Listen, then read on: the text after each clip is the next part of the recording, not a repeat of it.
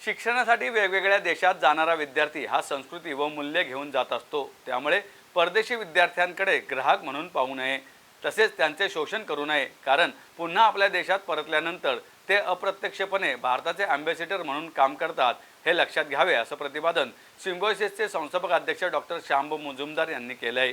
सावित्रीबाई फुले पुणे विद्यापीठाच्या आंतरराष्ट्रीय केंद्राच्या वतीनं आणि SYU online digital education foundation and global व्हिजनच्या सहकार्याने आयोजित internationalisation of higher education dialogue and global education fair 2024च्या उद्घाटन प्रसंगी डॉक्टर मुजुमदार बोलत होते।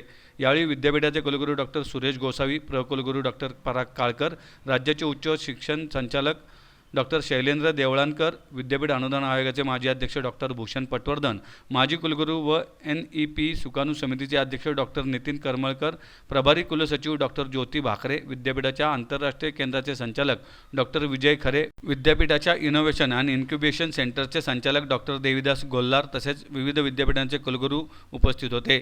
पुण्यासह अहमदनगर व नाशिक जिल्ह्यातील व इतरही जिल्ह्यातील विद्यार्थ्यांनी ग्लोबल एज्युकेशन फेअर 2024ला हजेरी लावली। ग्लोबल एज्युकेशन फेअर 2024ला हजारो विद्यार्थ्यांनी भेट दिली। विद्यापीठाच्या मुख्य इमारतीच्या आवारात पालक व विद्यार्थ्यांनी मोठ्या संख्येने गर्दी केली। विद्यार्थ्यांना यावेळी विविध शिष्यवृत्ती व परकीय भाषांची माहिती मिळाली। उद्घाटन सत्रानंतर उपस्थित मान्यवरांनी इंटरनॅशनलायझेशन ऑफ हायर एज्युकेशन या विषयावर सखोल चर्चा केली। मुजुमदार म्हणाले, राष्ट्रीय शैक्षणिक धोरणात इंटरनॅशनलायझेशन ऑफ हायर एज्युकेशनला प्राधान्य देण्यात आले असून विद्यार्थी, शिक्षक, स्कॉलर, विचारवंत यांना परदेशात पाठवणे तसेच परदेशी शैक्षणिक संस्थांशी करार करणे हा शिक्षणाच्या आंतरराष्ट्रीयकरणाचाच एक भाग आहे। त्यातच शिक्षणासाठी वेगवेगळ्या देशात जाणारा विद्यार्थी हा संस्कृती व मूल्ये घेऊन जात असतो।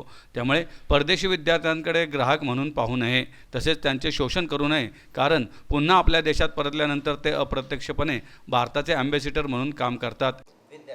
साधारणतः सावित्रीबाई फुले पुणे विद्यापीठ हे नेहमीच राष्ट्रीय शैक्षणिक धोरण राबवताना एक पाऊल पुढे आहे।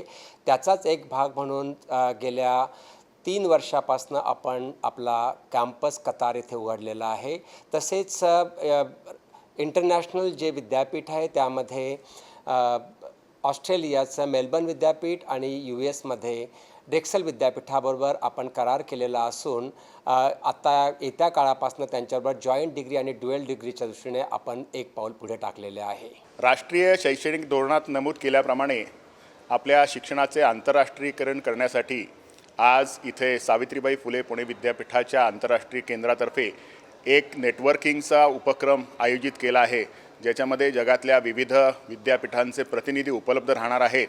तसेच पुणे परिसरातील विविध विद्यापीठांचे कुलगुरू आणि त्यांचे अधिकारी उपस्थित राहणार आहे। हा एक चांगला योग आहे की आंतरराष्ट्रीयकरण शिक्षणाचं करत असताना आपण काय करू शकतो, विद्यार्थ्यांच्या दृष्टीने चांगल्या शिक्षणाच्या संधी कशा उपलब्ध ते करू देऊ शकतो।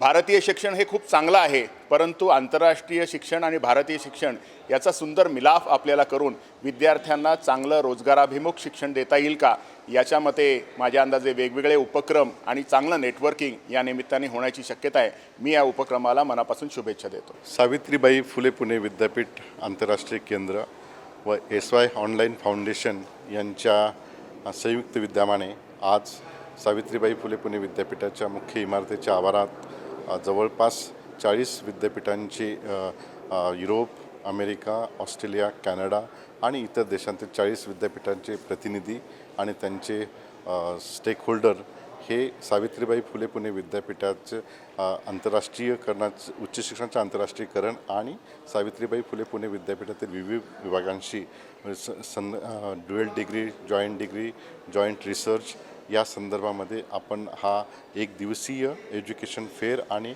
इंटरॅक्शन विथ डिफरंट स्टेकहोल्डर यासाठी आज विविध स्टेकहोल्डर जमणार आहेत।